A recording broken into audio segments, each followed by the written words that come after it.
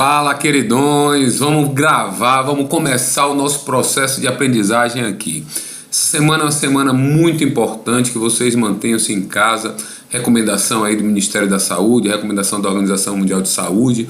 Portanto, vamos ficar em casa essa semana e a gente tem por obrigação trabalhar, tá certo? Por obrigação estudar. Então, vamos começar, tá certo? Adiantando um pouco os assuntos, principalmente aí para a galera do Vila, para a galera aí do Integral, que a gente está trabalhando geologia, né? Geologia e geomorfologia seriam os próximos assuntos e a gente já vai encaminhando aqui. A gente não sabe como é que vai ficar toda a situação, né? Não sabe quantos dias exatamente, são 15, são 30 ou serão mais, e aí a gente já vai começar a trabalhar um pouquinho com vocês, beleza? Vamos lá? Olha, atenção. Quando a gente fala aí de geologia, né? Geologia, a palavra significa estudo da Terra, mas não tem nenhuma ciência capaz de estudar todo o planeta Terra, né? Ela vai estudar de onde a gente pisa, tá certo, até o núcleo da Terra. Então vai estudar a estrutura e a composição física da Terra. Aí embaixo tem geomorfologia. Aí geomorfologia é o estudo das formas existentes na superfície da Terra, aquela história dos agentes internos, dos agentes externos, beleza? Então vamos começar e ver essas possibilidades de cobrança dentro de um vestibular, dentro da prova do Enem, que a gente ainda não sabe quando é que isso vai acontecer. Olha aí, nessa imagem a gente está vendo as camadas internas da Terra. Basicamente são três camadas. Olha a setinha aqui, ó. Você tem a crosta terrestre, o manto e o núcleo. Então, basicamente são três camadas, mas na verdade a gente sabe que tem um pouco mais, né? Observe aqui, por favor, ó. Nós temos aqui a classificação dessas camadas internas da Terra. A litosfera, tá certo? Olha aqui o tamanho, observe sempre a setinha, tá?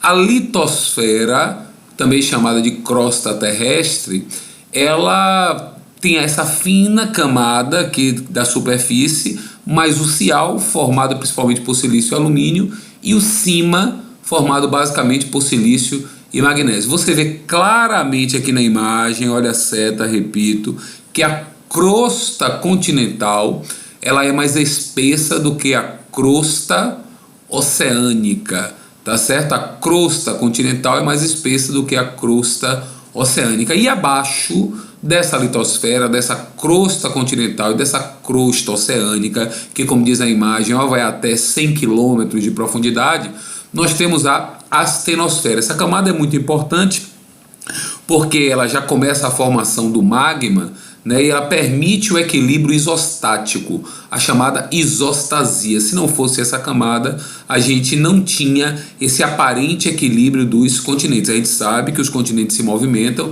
até hoje eles estão se movimentando e estão no processo de deriva continental. Se movimentam de 1 a 7 centímetros por ano. Abaixo da astenosfera, onde também ficam essas placas tectônicas aqui na astenosfera, né? Abaixo dessa astenosfera você tem um manto superior, um manto inferior, né? Você tem o núcleo externo e o núcleo interno. Este núcleo interno ele é sólido, ele tem mais de 6 mil quilômetros, também chamado de NIF, níquel e ferro. Entre essas camadas você tem as chamadas zonas de descontinuidade de Mohorovic, essa primeira, tá certo? Essa primeira descontinuidade de Mohorovic, descontinuidade de Gutenberg, fechou? Então, muito cuidado com essas camadas internas da Terra, beleza? Essas placas tectônicas que nós falamos, que ficam ali na astenosfera, elas, devido à pressão do magma, elas se movimentam, né? E elas se movimentam de três formas. Ela pode se movimentar de forma convergente, uma placa entrando em contato com a outra. Esse movimento convergente mostrado aqui é o movimento de subducção, tá certo? Uma placa desce, a outra sobe. Se você observar, essa placa que desceu a mais densa, ela vem do oceano, a Cordilheira dos Andes é um exemplo disso. A placa de Nazca se encontra com a placa sul-americana. Você tem um movimento também chamado de obducção, que as duas placas têm a mesma densidade, tá certo? E as duas sobem a Cordilheira do Himalaia.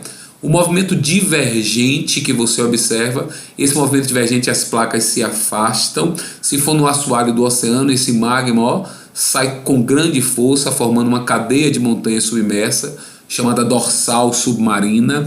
Essa dorsal, a maior de todas, é a dorsal mesoatlântica, formato da letra S. E o movimento transformante, esse atrito, tá certo, aqui, que vai acabar provocando a falha de San Andreas, né? Os tremores aqui são tremores muito intensos, beleza?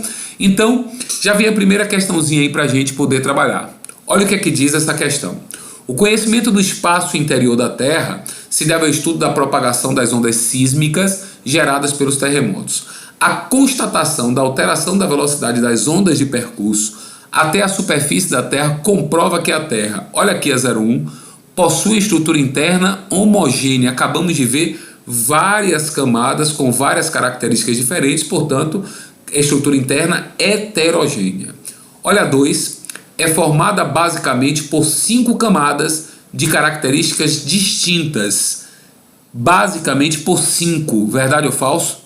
Falso, é formado basicamente por 3. Lembre disso, manto, que é a intermediária, a litosfera, a superficial, e o núcleo, basicamente 3 camadas. Olha a terceira, apresenta um núcleo interno em estado gasoso. Aí não dá para marcar. A gente viu que o núcleo interno ele é sólido, e o externo, Bart, é gasoso? Não, o externo, obviamente, ele é líquido. A quarta, existe uma movimentação interna, que é a das placas tectônicas, sim, que reflete na litosfera. Óbvio que reflete, vai provocar terremoto, vai provocar maremoto, formação de cadeias de montanhas. Então a alternativa correta aí, ó, é a 04. E a 5 é constituída por rochas que têm igual densidade e dureza. Quais são os 3 tipos de rochas? Rochas magmáticas, rochas sedimentares e rochas metamórficas. Cada uma delas com sua densidade, cada uma delas com sua dureza. Gostou?